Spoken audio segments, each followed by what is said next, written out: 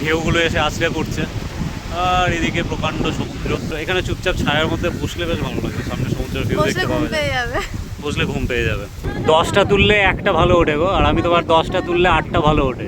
এই সময় কম, শুরু করো। এইখানে এই বিচের মধ্যে এরকম জোয়ার এই প্রথম দেখছি। এর আগে এখানে স্নান করেছিলাম, ওই পিছনের বিচ দিয়ে এখান দিয়ে নেমেছিলাম, নেবে এই সব জায়গায় গিয়ে স্নান করেছিলাম। কিন্তু আজকে পূর্ণিমার জন্য ভরা কোটালে এত জোয়ার, একদম ওই দূর অব্দি পুরো ঢেউ চলে যাচ্ছে।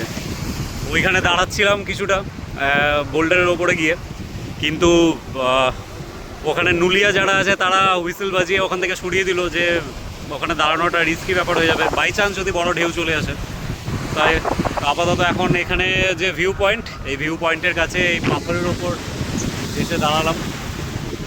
এখানে পাথরের মধ্যে ঢেউগুলো এসে আছড়ে পড়ছে, আর এদিকে প্রকাণ্ড সমুদ্র।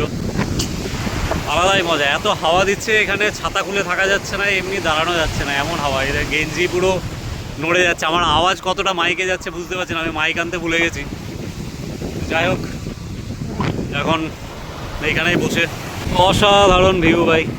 এত বড় বড় ঢেউ পড়ছে যে দূরেই ঢেউ ভেঙে যাচ্ছে আছাড় খেয়ে। এই দেখো এখানে কীরকম বোল্ডারের মধ্যে আছাড় খাচ্ছে, পুরো ভেঙে ভেঙে সাদা হয়ে যাচ্ছে ফেনা পুরো।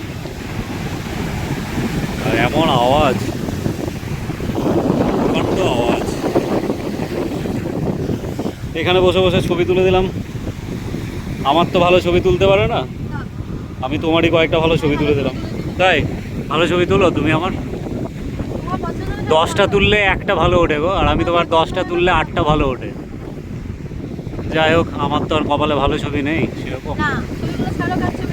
হ্যাঁ, কত যেন ছবি ছাড়ি আমি, সে তো সেলফি তুলে ছাড়ি। এখানে ভিউ পয়েন্টে বিকেলে বসতে ভালো লাগবে, এখন যেহেতু প্রচণ্ড রোদ, বেশি ভালো লাগবে না এখন বসে। এখন বাজলো কটা, 9:30 সবে। সকাল 9:30 মনে হচ্ছে দুপুর হয়ে গেছে, এমন রোদ। মজা লাগছে বসতে বেশ। তো এখন এখানে ঢুকলাম ঝাউবনে। এটা সমুদ্রের সামনের একটা ঝাউবন, যেখানে এখানেই পেছনে আমাদের হোটেল। এই হোটেলটা না, এটা সুন্দর দেখতে হোটেল, এটার পেছনে ঠিক আমাদের হোটেল আছে।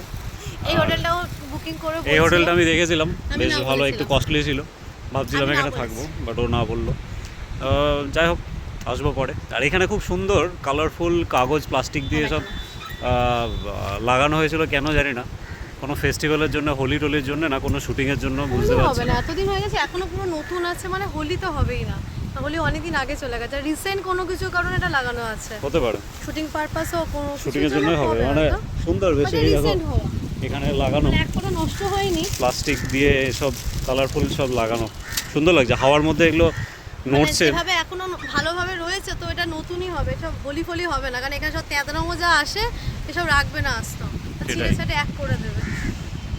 সেটাই, ভালো লাগছে বেশ। তাই ঝাউবনের প্রতিবারই আসলে আমরা এখানে ঢুকে ছায়া হয়েছে, ছবি টবি তুলি। মাঝে মাঝে মেঘ, মাঝে মাঝে রোদ, এরকম হচ্ছে। ভালো লাগছে। আর বালির মধ্যে পুরো ঝাউ গাছ, এই জায়গাটা বেশ ভালো লাগে আসলে, প্রতিবারই আসি।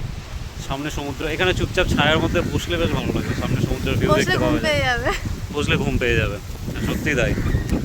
এখন এখানে ছবি তোলা হয়ে গেল, আমাদের ঝাউবনে ঘোরা হয়ে গেল, ছবি তোলা হয়ে গেল। এবার যাবো একটু ডাবের জল খেতে। ডাবের জল খাবো, খেয়ে নিয়ে হোটেলে গিয়ে হয়তো একটু স্নান করবো, চেঞ্জ করবো, করে যাব মন্দিরে, জগন্নাথ মন্দির। তো আপাতত এখান থেকে এখন বেরোই, আর যাই গিয়ে ডাবের জল খাই, খেয়ে নিয়ে ঢুকে হোটেলে। চলো, টাটা।